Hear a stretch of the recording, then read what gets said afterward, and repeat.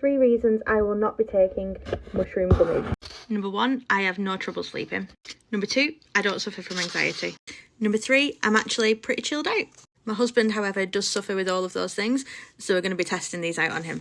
I have a biomedical science degree. I specialise in human anatomy and physiology, and I'm going to be delving into the science behind shrooms, science behind psychedelics, why these work, why they maybe don't work for some people, and we're also going to be doing our own little experiment on my husband as well. So let's see how it goes.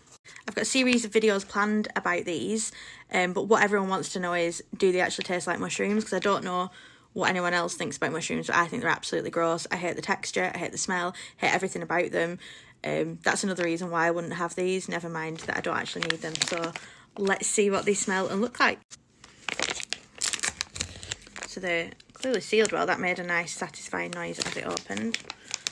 And a little bit tricky to get through. I'm in, that was a struggle. So straight away they smell quite strongly of fruit. I don't know what kind of fruit that they are. Are they like raspberry?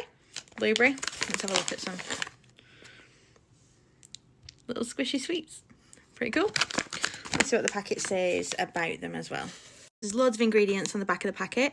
A lot of these I instantly know what they are. It's some of the mushrooms and other things that you need just to make the gummy sweets, but we'll delve into that fully and properly. There's 60 gummies in a pack, which if you can have 2 a day maximum, it might be depending on what you require it for. You have 2 in the morning or 2 in the evening, or you split them across the day, but we'll delve into the science of that as well and what works for other people.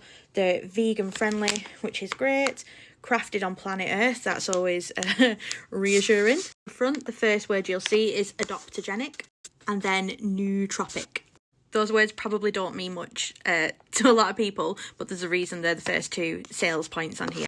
So adaptogenic, adaptogens are things like mushrooms that help your body respond to stress, anxiety, trauma, things like that. So other adaptogens alongside mushrooms are things like licorice root. There's lots of natural remedies.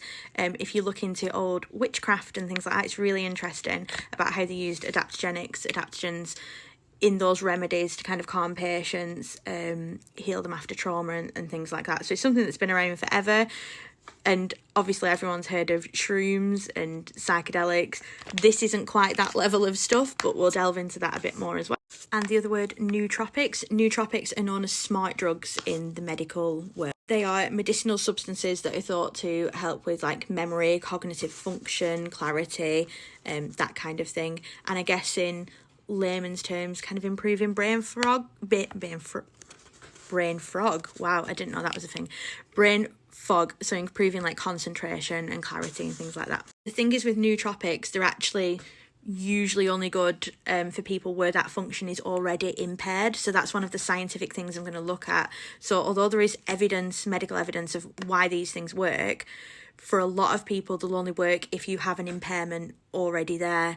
So that's something to consider if you're looking at purchasing these. So just for clarity, I got these for free to try out. I'm under no obligation to give a decent review. They do smell good, and that's the only thing I can say for now because I've not tried them. I'm going to fully investigate the ingredients list, and we're going to discuss the science of it over the next few weeks. I'm going to call it my Shroom Science mini-series. There we go.